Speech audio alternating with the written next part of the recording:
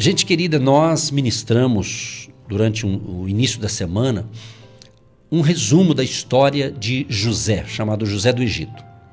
Se você ler o capítulo 37 de Gênesis em diante, você vai ler, e vale a pena você ler. Até aconselho você ler, se você ainda não leu, que é o primeiro livro da Bíblia, Gênesis. Do capítulo 37 em diante começa a narrativa ali sobre a vida de José. Mas hoje um resumo que a gente quer fazer aqui é sobre duas coisas importantes. Sobre a doutrina de Deus, ou seja, a doutrina da soberania e da providência de Deus. Anote aí, soberania e providência de Deus. O que isso significa, pastor?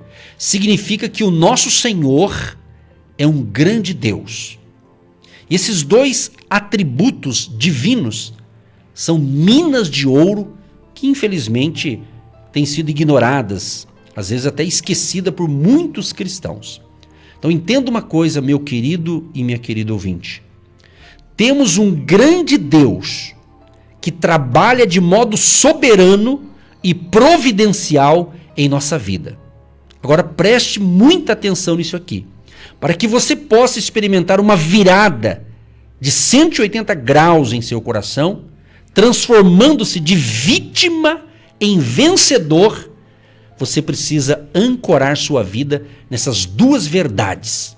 Ou seja, sem a soberania e a providência de Deus, você sempre será uma vítima.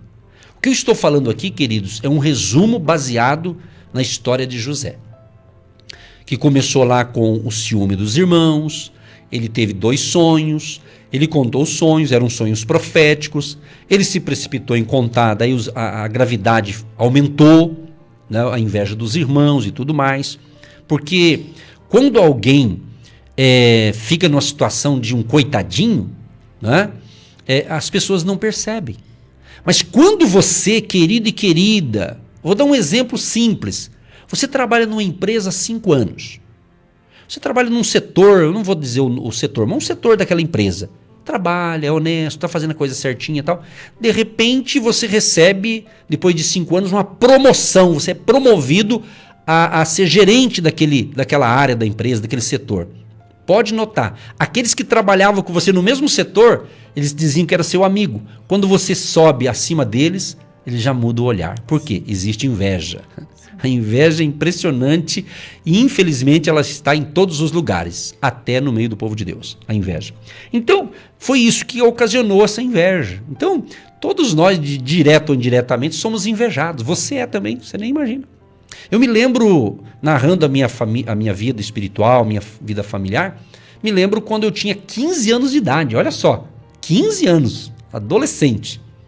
Eu e minha mãe já viúva, nós fomos à igreja, na época que a gente congregava, e lá Deus, foi lá um irmão, um obreiro daquela igreja, muito abençoado, e nós estávamos num grupo pequeno, se tivesse ali 30 pessoas era muito, e ele começou a orar, ele fez uma roda assim com o povo e começou a orar um por um. Quando ele chegou na vida da minha mãe e comigo, que eu estava do lado dela, ele orou e Deus usou ele e disse assim, que havia um nível de inveja muito grande da minha mãe e de mim. Aí a minha mãe e eu era adolescente, eu não entendia muito bem esse negócio. A minha mãe já era uma cristã, ela entendia, mas naquele momento aí nós fomos para casa, nós dois indo para casa, e ela disse assim, nossa, mas as pessoas têm inveja da gente, a gente não tem recurso financeiro, a gente não tem bens materiais. Então a minha mãe levou por esse lado, achar que, né? Depois ela foi entender mais para frente, ela entendeu o negócio.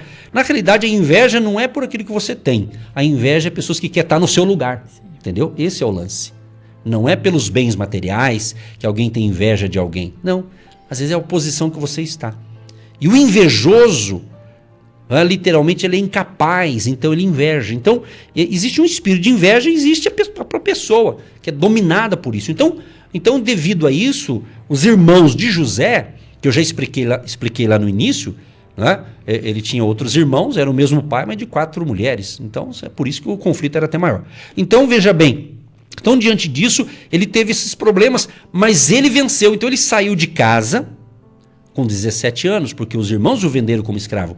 mas com 30 anos ele se tornou governador do Egito. Então eu estou resumindo isso aqui para você entender que a soberania de Deus e a providência de Deus são como os dois lados de uma mesma moeda, ou seja, estão conectadas um ao outro. Então a soberania de Deus está conectada com a providência de Deus, ou seja, José perguntou para os seus irmãos em Gênesis 50, verso 19, parte desse versículo. José perguntou para os seus irmãos: estou eu em lugar de Deus?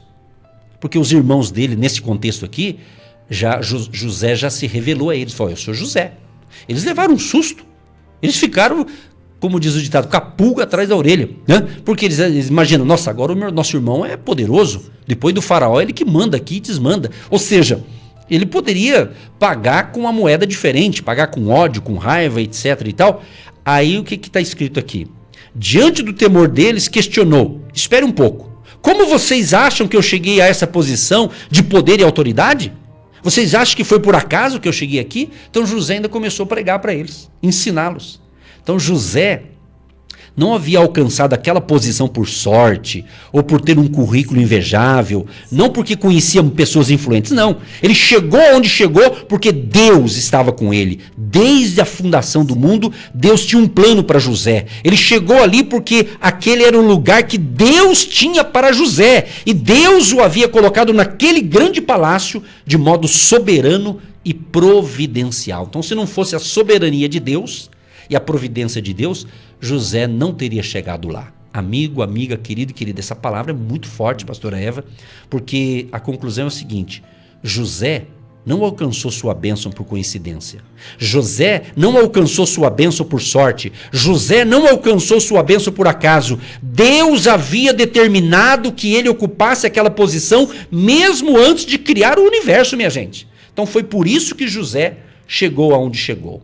Ele não congratulou a si mesmo por essa conquista, pois sabia que vinha da mão de Deus. Usando esse texto aqui, como amanhã é meu aniversário, se eu cheguei onde eu estou, porque foi a boa mão de Deus me sustentando. Eu reconheço isso na minha intimidade com Deus, reconheço isso publicamente, falando aqui pelo rádio, pelo nosso canal no YouTube, a mão de Deus, a boa mão de Deus que tem me conduzido. Se não fosse a soberania, a providência de Deus sobre a minha vida, sobre a vida da minha família e sobre a tua vida, ouvinte. Você acha que você está onde está? Que Deus está permitindo você chegar aí, meu querido e minha querida. Mas a jornada continua, minha gente. Tem outros patamares, aleluia. Tem outros níveis que Deus quer te levar. É isso que nos fortalece. E sabemos a maior alegria de um cristão verdadeiro, que um dia vamos estar com Jesus para toda a eternidade, no céu, em uma outra dimensão, aleluia. Então isso é alegria. Por isso que o cristão, ele não perde a esperança. Ele está sempre motivado, mesmo que às vezes parece que está dando tudo errado, mas se ele está fazendo a coisa certa diante de Deus, Deus vai honrá-lo. Porque às vezes a gente quer justificar a nossa vida para os outros, e aquela outra pessoa que quer a nossa justificativa não entende o plano que Deus tem para a vida da gente. Entenda uma coisa, eu sei o que eu estou falando, a outra pessoa, por mais que nos tenha interesses bons para com a gente, ele não entende o sonho que Deus deu para mim e para você. Entenda isso. Então, quanto mais a gente explica, sabe aquela história? Quanto mais explica, pior fica. Porque não tem coisas que Deus não quer que explica. Ele diz: vá, lute, batalhe, batalhe, batalhe. Então, querido e querido ouvinte, o que é a soberania de Deus?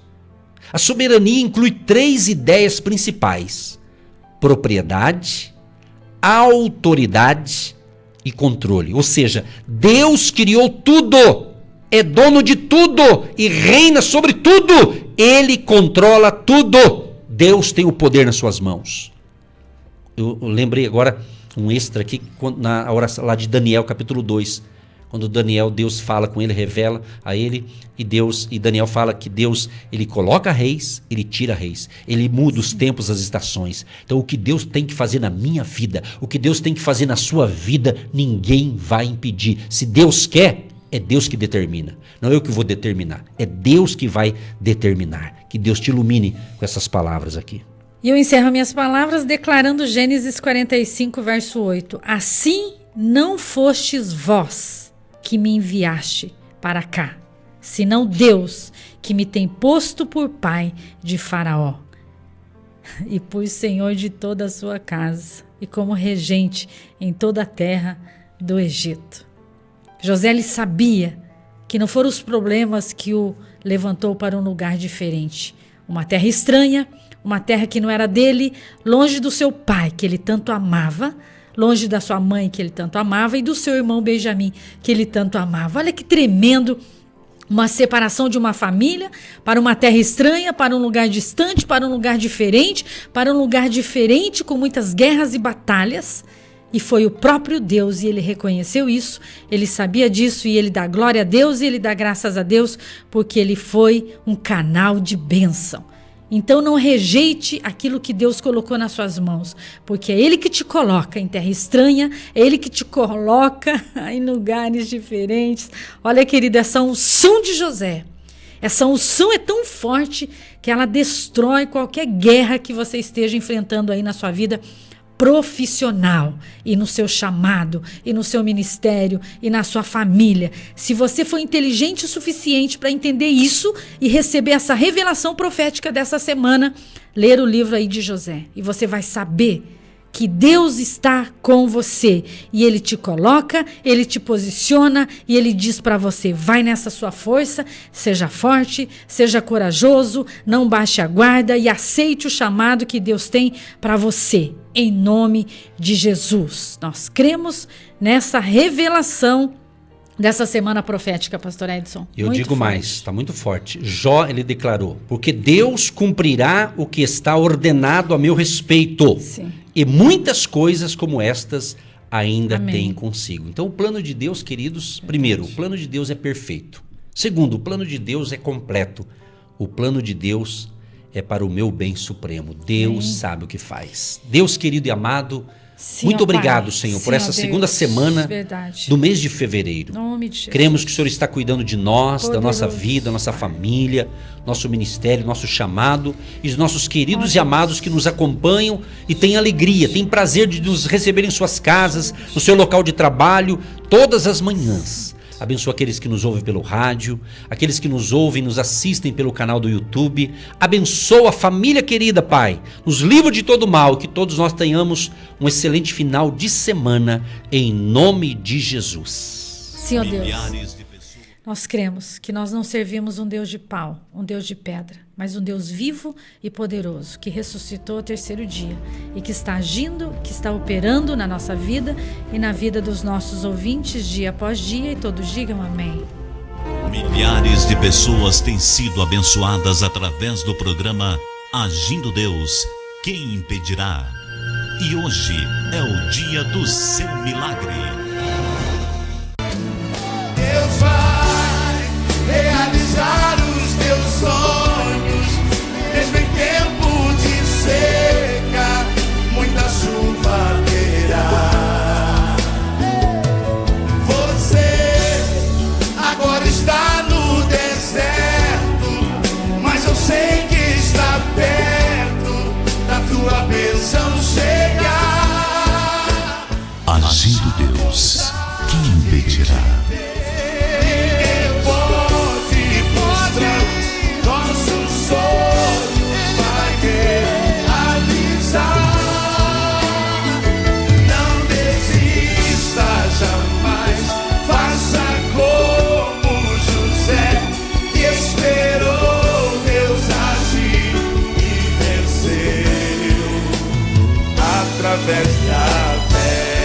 Através da fé, gente, que ele tá tão gostoso aqui que eu ficava até às 6 da tarde aqui. Com muita fé, com muita unção, Jesus vive, Ele está vivo e é Ele que manda. Dá um glória a Deus aí, querido. Gente querida, como não tem como enviar para vocês um por um, nós vamos gravar um pequeno videozinho de 30 segundos e vamos deixar no status aqui do Agindo Deus, quem impedirá, do nosso WhatsApp. Então manda o seu WhatsApp, a gente cadastra o seu nome aqui, aí você vê o nosso agradecimento, fica mais fácil pra gente, tá bom, gente querida? Aquele abraço, um beijo no seu coração, viva Jesus, Jesus está conosco, o Deus de Jacó está conosco, é o nosso refúgio, nossa fortaleza, oh glória a Deus, aleluia. Um abraço, Aquele gente. abraço e até a próxima programação. Marco Antônio na técnica, excelente trabalho, tchau, tchau. Bye, bye. Eu sei que está perto da tua bênção chegar. Agindo Deus, quem impedirá?